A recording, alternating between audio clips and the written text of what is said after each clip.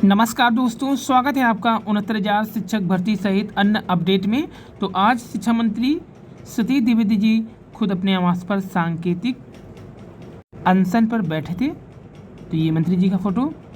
फिलहाल मंत्री जी और अधिकारियों के बीच 1 घंटे के बाद शुरू होगी वर्चुअल मीटिंग। अफवाहों से सावधान रहें। और मंत्री जी का 7 तारीख को लेकर के होगी अति महत्वपूर्ण फैसला। आगे की जो जानकारी है वो प्लानिंग के बाद में, क्योंकि तय टाइम था 5 बजे। शिक्षा विभाग में DG sir plus Ganesh sir की 69,000 के संबंध में मंत्री जी के साथ वर्चुअल मीटिंग आज है, तो लेट हो गया है थोड़ा उसमें, इसलिए सभी प्रकार से अफवाहों से दूर रहें। आज की वर्चुअल मीटिंग है, लेकिन 7 मई को 69,000 को लेकर के यूपी के सभी बीएसए के साथ वीडियो कॉन्फ्रेंसिंग होगी। देखिए यहाँ पर आज जो वर्चुअल मीटिंग है ये कुछ अधिकारियों और मंत्री जी के साथ, लेकिन 7 मई को 69,000 को लेकर के यूपी के सभी बीएसए के साथ वीडियो कॉन्फ्रेंसिंग मीटिंग है। कुछ अच्छा होने की प्रबल संभावना है। बाकी 10 मई के बाद हुंकार भरने के लिए सभी तैयार रहें। यानी सभी प्रकार की रणनीति ओपन रखी हुई है लीगल टीम मई में ही लिस्ट लाने के लिए, क्योंकि आपको ये भी पता होगा कि कोरोना का जो कहर है वो अपने अंतिम चरण में है। कई राज्यों से अच्छी रिपोर्ट भी आ रही है कि अब संक्रमण भी कुछ कम हो रहा है मई तक। अभी फ़िलहाल उतनी ही सावधानियां सबको रखनी है, ये भी कहा जा रहा है। तो रिपोर्ट देखें और निराशा को दूर भगाएं।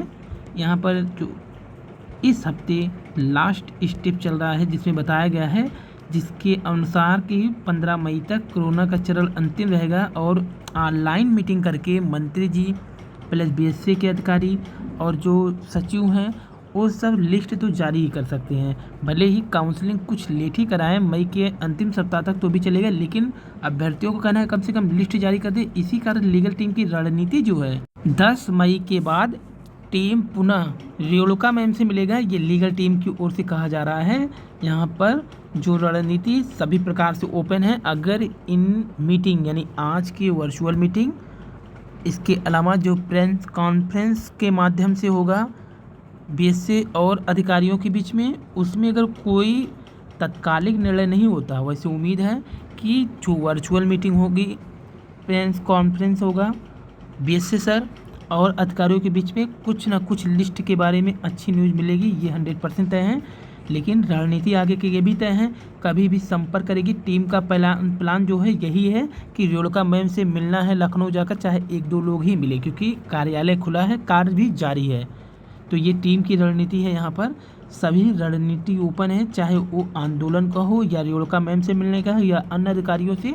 फिलहाल सभी की नज़र यही है कि 7 मई को क्या निर्णय होता है। तो ये थर्ड काउंसलिंग से संबंधित अपडेट है, जिसमें आज वर्चुअल मीटिंग के बाद प्रेस कॉन्फ्रेंस जो कि 7 मई को बीएसए सर के सभी लोग जुड़ेंगे, उसमें सभी लीगल टीम की ये रणनीति जो है, यानी कि सब कुछ तैयार है मई तक लिस्ट हर हाल में निकलवाने के लिए। और राहत भी है कि 30,000 संक्रमित हो रहे हैं, तो 38,000 से अधिक ठीक भी हुए हैं।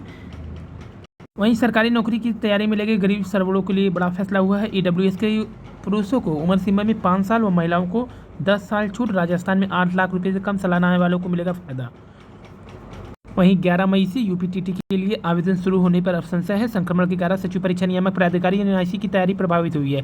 विज्ञापन को लेकर के भी संशय है। जबकि कांस्टेबल जीडी भर्ती के लिए जल्द होंगे आवेदन। कोरोना के कारण पिछड़ रही थी एसएससी की कांस्टेबल भर्ती परीक्षा के आवेदन की तैयारी। 5G के लिए 13 कंपनियों को ट्रायल मंजूरी। एफआईआर करने में तो अव्वल है, लेकिन फर्जी शिक्षकों से रिकवरी में फिसड्डी साबित हुए अधिकारी। शिक्षा विभाग का हाल, 74 शिक्षक पर 38 करोड़ से ज़्यादा की बनी है रिकवरी। अगर ये रिकवरी हो जाती तो 69,000 शिक्षक भर्ती की वेतन का भुगतान भी इसी से कर देते हैं। वहीं कालाबाजारी भी जमकर 500 का ऑक्सीमीटर 2500 में मिल रहा है, जबकि थर्मामीटर 80 से जो 100 का आता था वो 300 रुपये मिल रहा है। वहीं वेपोराइजर जो था 500 से 600 में बेच रहे हैं, 150 का। ब्लड प्रेशर मशीन 1000 से जो 1200 का आते थे उसे 2,500 में बेच रहे हैं। जमकर कालाबाजारी भी दवा की। नींबू बढ़ाता है इम्यूनिटी। कोरोना काल में नींबू का सेवन बहुत ही लाभदायक है। यह औषधि फल तत्वों से भरपूर है, रोग प्रतिरोधक क्षमता इम्यूनिटी बढ़ाने में मददगार है। वहीं पीछे 2021 में मांगे 2 अतिरिक्त अवसर, आयोग ने उत्तर पुस्तिका दिखाने की तारीख टाली।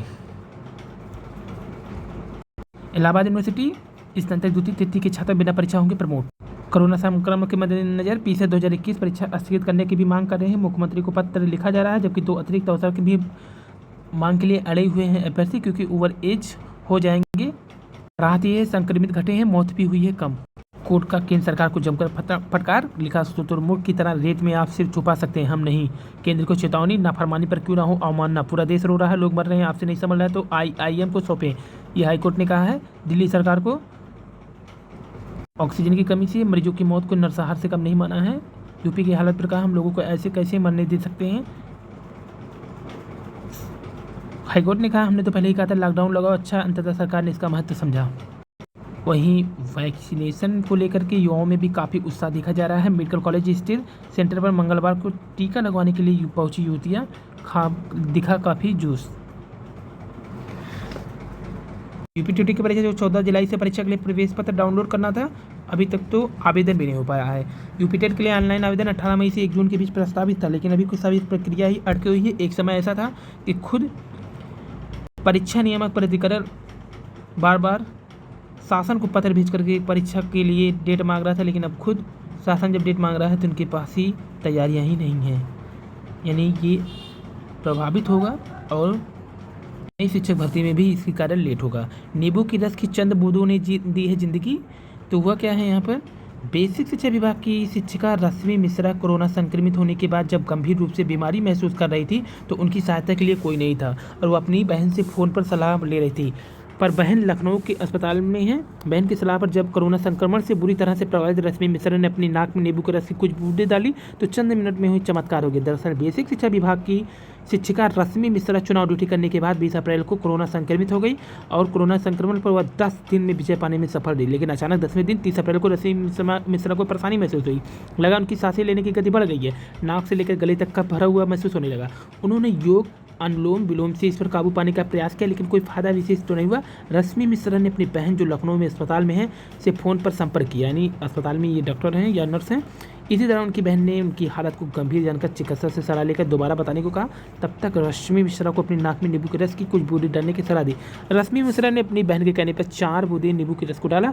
चंद सेकंड में रश्मि मिश्रा को उबकाई आई और बहुत सारा कप निकला। इसी तरह से 3 बार चंद सेकंडों में उनके कप की उल्टी हुई। सारा कप नींबू की चंद बूंदों से बाहर आ गया, साथ ही नाक से लेकर गले तक का स्थान खाली महसूस होने लगा।